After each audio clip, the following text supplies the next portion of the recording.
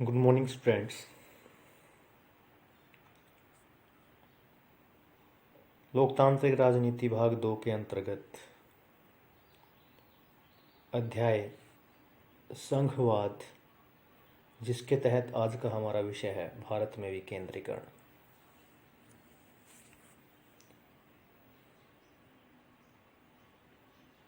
अभी भारत में विकेंद्रीकरण है क्या?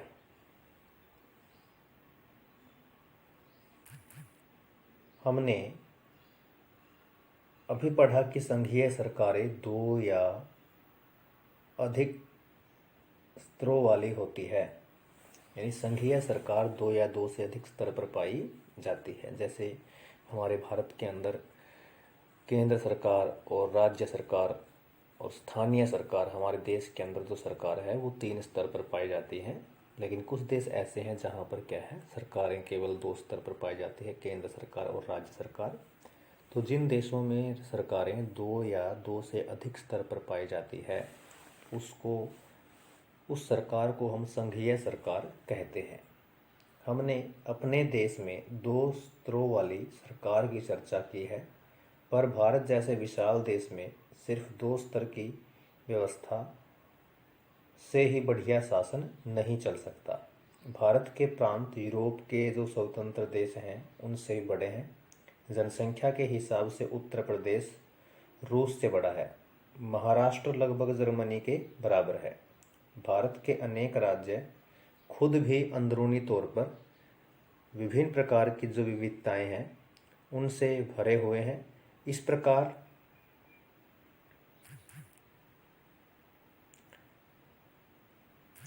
इन राज्यों में भी सत्ता को बांटने की जरूरत है।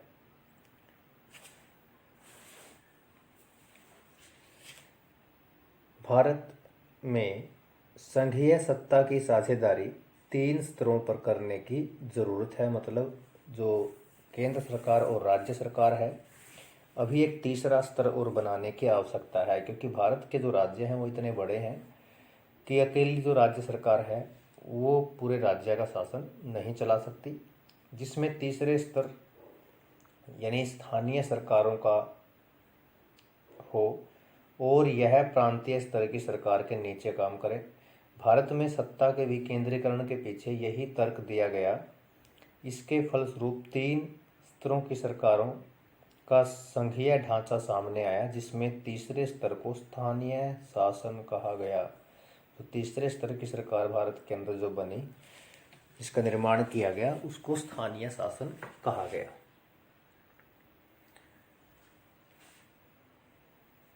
आगे देखते हैं।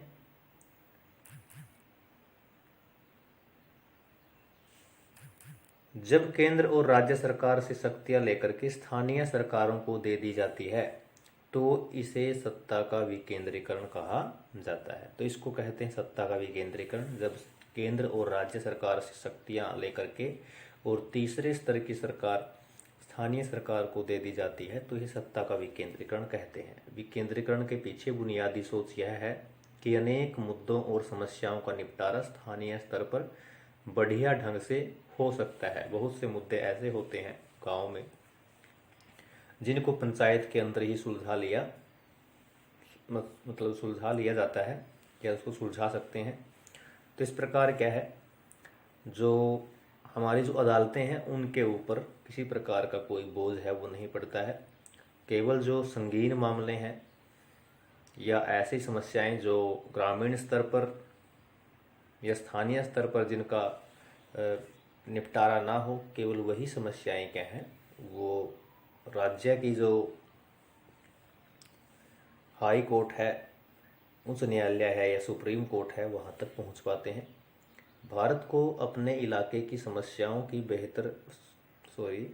लोगों को अपने इलाके की समस्याओं की बेहतर समझ होती है। लोगों को इस बात की भी अच्छी जानकारी होती है कि पैसा कहाँ खर्च किया जाए और चीज़ों का अधिक कुशलता से उपयोग किस प्रकार किया जाए। इसके अलावा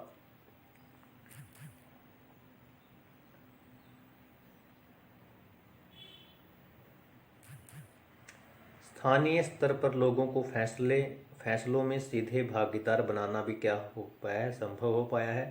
इससे लोकतांत्रिक भागीदारी की आदत पड़ती है। स्थानीय सरकारों की स्थापना सब शासन के लोकतांत्रिक सिद्धांत को वास्तविक बनाने का सबसे अच्छा तरीका है। तो ये स्थानीय जो शासन है इसकी क्या विशेषताएं हैं, क्या इसका महत्व है। अब देखिए कि स्थानीय शासन इन सत्ता का विकेंद्रीकरण करने से, इन सत्ता को 3 स्तर में बांटने से, मतलब केंद्र सरकार और राज्य सरकार से शक्तियां लेकर के स्थानीय सरकारों को दे देने से, तो इसका फ़ायदा क्या है, क्यों ऐसा किया जाता है, क्यों सत्ता का विकेंद्रीकरण करना बहुत ही ज़रूरी है। क्योंकि ग्रामीण स्तर पर गाँव के अंदर जो समस्याएं होती हैं वो अपने इलाके की अपनी समस्याओं की समझ लोगों को अधिक होती है, इसलिए ऐसा ज़रूरी है। दूसरा, लोगों को इस बात की भी जानकारी होती है कि पैसा कहाँ और कितना खर्च किया जाए, कौन कौन से कार्यों में किया जाए, और चीज़ों का अधिक कुशलता से उपयोग किस तरह किया जा सकता है। इससे क्या है, स्थानीय स्तर पर जो लोग हैं, ग्रामीण जो लोग हैं, उनको फैसले लेने में भागीदार बनाना भी संभव हो पाया है। इस प्रकार क्या हुआ, हमारे देश के अंदर लोकतंत्र की जड़ें क्या हुई, मजबूत हुई, लोकतंत्र और भी मजबूत हुआ। तो इस प्रकार हम कह सकते हैं कि ये कुछ बुनियादी कारण हैं जिनके लिए भारत के अंदर विकेंद्रीकरण है वो किया गया, सत्ता का विकेंद्रीकरण किया गया। उसके बाद देखिए विकेंद्रीकरण की ज़रूरत हमारे संविधान में भी स्वीकार की गई। इसके बाद से गांव और शहर के स्तर पर सत्ता के विकेंद्रीकरण की कई बार कोशिश हुई। सभी राज्यों में गांव के स्तर पर ग्राम पंचायतों और शहरों में नगर पालिकाओं की स्थापना की गई थी। अब देखिए सत्ता का विकेंद्रीकरण तीसरा और एक स्तर है वो जोड़ा गया, जिसको स्थानीय सरकार कहा गया। और स्थानीय सरकार है वो 2 प्रकार की थी, शहरों में नगर पालिका और नगर निगम के रूप में, छोटे शहरों में नगर पालिका और बड़े शहरों में नगर निगम, और गाँव के अंदर क्या है, ग्राम पंचायत के रूप में जो ये तीसरा स्तर है वो जोड़ा गया। इससे क्या हुआ, पर इन्हें राज्य सरकारों के सीधे नियंत्रण में रखा गया। इन स्थानीय सरकारों के लिए नियमित ढंग से चुनाव भी नहीं करवाए जाते थे। इनके पास ना अपना कोई अधिकार था, ना कोई संसाधन था, ना कमाई का कोई जरिया था। इस प्रकार प्रभावी ढंग से सत्ता का विकेंद्रीकरण नाम मात्र का हुआ था। मतलब हमारे संविधान के अंदर जो स्थानीय सरकारों का प्रावधान तो पहले ही था, लेकिन स्थानीय सरकारों को पूरी जो शक्तियां हैं वो नहीं दी गई थी। यानी अब भी जो पंचायतें हैं वो अपनी मर्जी से अपने फैसले नहीं ले सकती थी। उनको सभी जो अपने सभी चीज़ों के लिए राज्य सरकारों के ऊपर निर्भर रहना पड़ता था। उसके बाद देखिए वास्तविक विकेंद्रीकरण की दिशा में एक बड़ा कदम 1992 में उठाया गया। 1992 के अंदर हमारे संविधान के अंदर 73वां जो संविधान संशोधन है वो किया गया, 73वां संविधान संशोधन। और इस 73वें संविधान संशोधन के बाद जो स्थानीय स्तर है उसको और प्रभावी बनाया गया, यानी केंद्र और राज्य सरकारों से शक्तियाँ लेकर के स्थानीय सरकारों को दे दी गई। जो ये 1992 में जो संविधान संशोधन किया गया, संविधान के अंदर जो ये बदलाव किया गया, तो इसकी क्या क्या विशेषताएं थी। पहला, अब स्थानीय स्वशासी निकायों के चुनाव नियमित रूप से कराना संवैधानिक बाध्यता है। यानी अब गाँव में और नगर पालिकाओं के अंदर, ग्राम पंचायतों के अंदर और नगर पालिकाओं के अंदर चुनाव करवाना क्या है, बाध्यता है। मतलब वो करवाने हैं एक निश्चित समय के बाद। नंबर 1। नंबर 2 कि निर्वाचित स्वशासी निकायों के सदस्य तथा पदाधिकारियों के पदों में अनुसूचित जातियों, अनुसूचित जनजातियों और पिछड़ी जातियों के लिए सीटें आरक्षित हैं। मतलब हमारे स्थानीय जो सरकारें हैं इनके अंदर जो पिछड़ी जातियां हैं, अनुसूचित जातियां हैं, अनुसूचित जनजातियां हैं, उनके लिए जो सीटें हैं वो आरक्षित है। तो इससे क्या है, इन लोगों को भी सत्ता में हिस्सेदारी करने का मौका मिलता है, भागीदारी करने का मौका मिलता है। उसके बाद देखिए तीसरी विशेषता क्या है इसकी, कम से कम 1/3 जो सीटें हैं वो किसके लिए, महिलाओं के लिए आरक्षित है।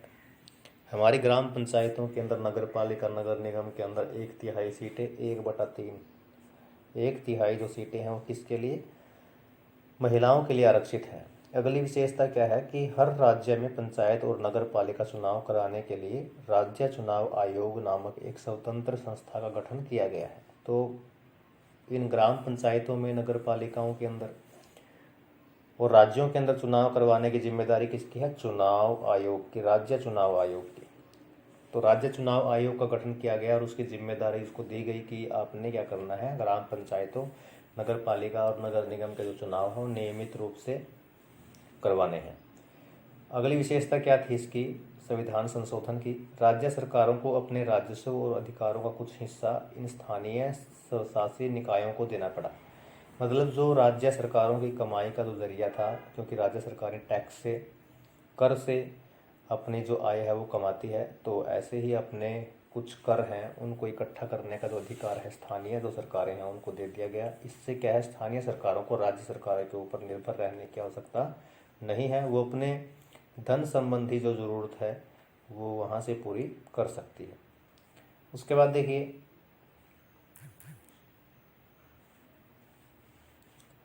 गांव के स्तर पर मौजूद स्थानीय शासन व्यवस्था को पंचायती राज के नाम से जाना जाता है। तो इसको हम कहते हैं पंचायती राज व्यवस्था। तो ये पंचायती राज व्यवस्था क्या है, इसके बारे में थोड़ा और डिटेल में पढ़ते हैं कि प्रत्येक गांव में